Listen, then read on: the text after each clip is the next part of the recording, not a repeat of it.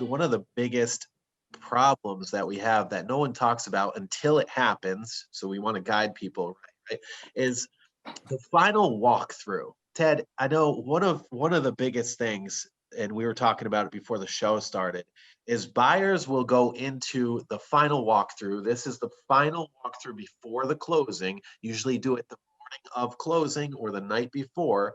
And this is the time buyers will go in to make sure that the property is as what it was supposed to be.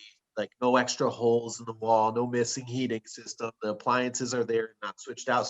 The seller took all their stuff out. But you brought up a good point, and you said that buyers are using this as an extra inspection time.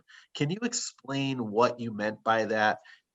Yeah, I can. I mean, the contract provides for an inspection period that has to be done within a certain number of days after the contract is executed, the purchase and sales agreement, that is. And so, it's during that time that the inspector comes and evaluates what is and isn't satisfactory to them, for with this property. Assuming that, there are some things that need to be addressed, and those things need to be addressed during the time that we're pending the agreement. The seller, supposedly commits to the repair, okay, yep, whatever the repair may be, or they don't commit and they say, no, we'll let you go. We'll give you your money back. We'll move on to another buyer. But assuming that they say, no, we'll agree, to make those repairs.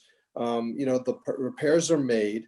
And then the inspection that's done immediately before the closing, exactly like you said, is meant to just make sure that the property is being conveyed, free and clear of it, the personal belongings, and maybe also, with, some evaluation of whether or not the requested repairs have been made.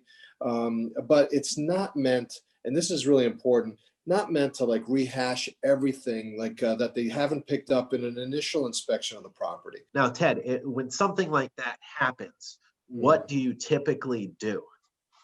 Well, I mean, what I would typically do in that situation, and I know that it's a gray area with the lender, but what I would typically do is I'd get the seller's side to acknowledge that, hey, yeah, there's definitely something that this is not normal, like wear and tear. This is exceeding wear and tear, and that's really like the dividing line. I mean, that's the guide, your moral compass. Then you try to get the seller's side to either commit to an escrow holdback, okay, which would be done from their proceeds.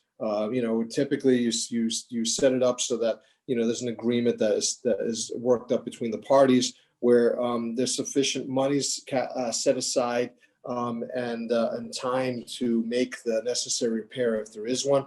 And I would recommend, if I represent the buyer, to go in these circumstances, of course, to go and get a couple bids, and maybe you want your contractor to give you that bid and to potentially make those repairs if they're deemed necessary, as opposed to letting the seller's side make those repairs.